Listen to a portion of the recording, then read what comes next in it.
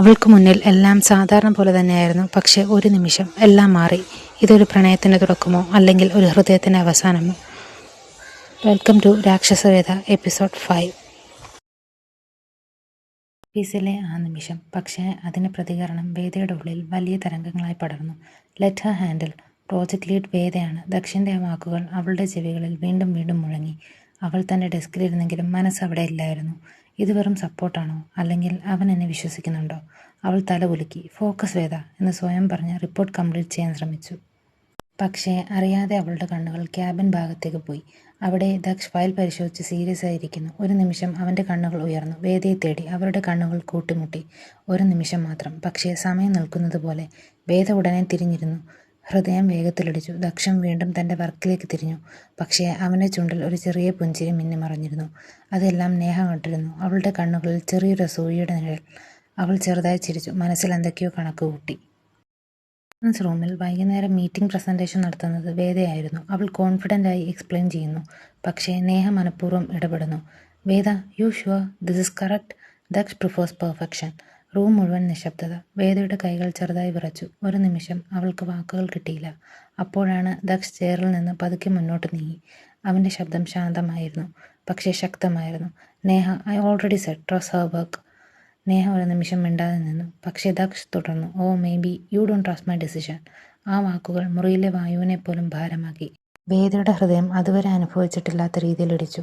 ആദ്യമായി അവൻ അവൾക്ക് വേണ്ടി ഇങ്ങനെയൊരു സ്റ്റാൻഡ് എടുത്തു. അവൾ മന്ദമായി ദക്ഷിനെ നോക്കി. അവൻ്റെ കണ്ണുകളിൽ കോപമല്ല, പക്ഷേ ഒരു ഉറച്ച വിശ്വാസം. എനിക്ക് ഇത്രയും ഇമ്പോർട്ടൻസ് ഉള്ളോ? നേഹയുടെ മുഖം കട്ടിയായി. അവളുടെ ഈഗോ ഹേർട്ടായി. Daksh is changing because of her. അവൾ മനസ്സിൽ തന്നെ തീരുമാനിച്ചു. വേദയെ ഞാൻ വെറുതെ വിടില്ല. മീറ്റിംഗ് കഴിഞ്ഞു. വേദ പതുക്കെ ബാൽക്കണിയിലേക്ക് നടന്നു. പുറത്ത് മഴ പെയ്യുന്നു. തണുത്ത കാറ്റ് അവളുടെ മുഖത്ത് തട്ടി. അവൾ കണ്ണു മൂടി. മനസ്സ് മുഴുവൻ കൺഫ്യൂഷൻ. അവൻ എന്തിനിങ്ങനെ ബിഹേവ് ചെയ്യുന്നു? ഇത് ശരിക്കും എന്താണ്? അപ്പോഴാണ് പിന്നിൽ കാൽപ്പാടുകളുടെ ശബ്ദം. വേദ കണ്ണു തുറന്ന് തിരിഞ്ഞു നോക്കി. ദക്ഷ് കറുത്ത ഷർട്ടിൽ വെള്ളത്തുള്ളികൾ വീഴുന്നു. മഴയുടെ വെളിച്ചത്തിൽ അവൻ നിൽക്കുന്നു. ഒരു നിമിഷം രണ്ടുപേരും ഒന്നും പറഞ്ഞില്ല. കണ്ണുകൾ മാത്രം സംസാരിച്ചു. ദക്ഷ് പതിയെ അടുത്തേക്ക് നടന്നു. വേദയുടെ ഹൃദയം വീണ്ടും വേഗത്തിലായി. അവൻ അവളുടെ പക്കൽ നിൽക്കുന്നു. കുറച്ച് നിമിഷങ്ങൾ നിശബ്ദത. Why do you over think everything? അവൻ്റെ ശബ്ദം മൃദുവായിരുന്നു, പക്ഷേ ആ വാക്കുകൾ അവളുടെ ഉള്ളിൽ തട്ടി. വേദ ഒന്ന് സ്തംഭിച്ചു. എന്നിട്ട്, ഞാൻ ഓവർ തിങ്ക് ചെയ്യുന്നില്ല, അവൾ മന്ദമായി പറഞ്ഞു. ദക്ഷ് ചെറുതായി ചിരിച്ചു. Then stop feeling alone. ആ വാക്കുകൾ വേദയുടെ ഉള്ളിലെ മതിലുകൾ തകർക്കാൻ തുടങ്ങി. അവൾ അവനെ നോക്കി. ഇപ്പോൾ കോപമല്ല, പക്ഷേ ഒരു സ്ട്രേഞ്ച് കംഫർട്ട്. മഴ ശക്തമായി. അവരുടെ ഇടയിലെ ദൂരം കുറഞ്ഞു. പക്ഷേ ആരും ഒന്നും പറഞ്ഞില്ല. കാരണം ചില ഇമോഷൻസ് വാക്കുകൾ കൊണ്ട് പറയാൻ കഴിയില്ല. He understands me. വേദയുടെ ഉള്ളിൽ ഒരു പുതിയ വികാരം ഉണർന്നു. അതേസമയം അവരെ അകലെ നിന്ന് ആരോ നോക്കുകയായിരുന്നു. നേഹ. അവളുടെ കണ്ണുകളിൽ കോപം, അസൂയ, പ്രതികാരം. ഇന്ന് ഞായറാഴ്ച രാവിലെ വേദയുടെ വീട്ടിൽ സാധാരണ ദിവസങ്ങളെക്കാൾ ഇന്ന് കുറച്ച് കൂടുതൽ സജീവമായിരുന്നു. കിച്ചണിൽ അമ്മ ജോലിയിൽ. ഹാളിൽ ഗൗരി. ചേച്ചി, ഇന്നെന്താ പ്ലാൻ? ഗൗരി ചിരിച്ചുകൊണ്ട് ചോദിച്ചു. വേദ ചെറുതായി ചിരിച്ചു. ഇന്ന് ഓഫീസില്ല, സോ ഫുൾ ഡേ നിങ്ങളോടൊപ്പം. അവർ 3 പേരും കൂടി ചെറിയ ഗെയിംസ് കളിക്കാൻ തുടങ്ങി. ക്യാരംസ്, കാർഡ്സ്, ചില കുഞ്ഞു ചലഞ്ചസ്. ഗൗരി കള്ളത്തരം കാണിക്കുമ്പോൾ വേദയ്ക്ക് ദേഷ്യം വരുന്നു. നീ ഒരിക്കലും നന്നായിട്ട് കളിക്കില്ല. അമ്മ ഇടയിൽ ചിരിച്ചു. നിങ്ങൾ രണ്ടുപേരും കുഞ്ഞിലെ പോലെ തന്നെയാണ്. വീട് മുഴുവൻ ചിരിയോടെ നിറഞ്ഞു. പക്ഷേ ഈ ചിരിക്കിടയിൽ പോലും വേദയുടെ മനസ്സ് ഒരിടത്ത് കുടങ്ങി.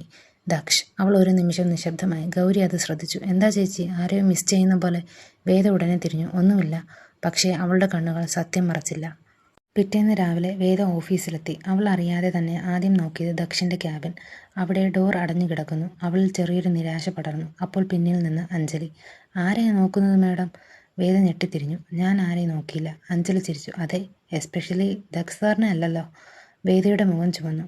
അഞ്ജലി, ഒന്ന് പോയേ നീ, അവൾ ചെറിയൊരു കോപത്തോടെ പറഞ്ഞ് അവിടെ നിന്ന് മാറി. കുറച്ചു നേരം കഴിഞ്ഞു ഓഫീസിൽ ടെൻഷൻ ഫീലായി. എംപ്ലോയീസ് അടക്കം പറയുന്നു. വേദ കൺഫ്യൂസ്ഡായി.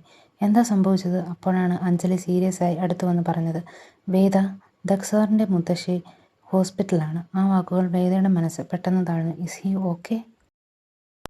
2 ദിവസങ്ങൾക്ക് ശേഷം ഓഫീസിൽ വീണ്ടും സാധാരണ പോലെ തിരക്കിലായിരുന്നു.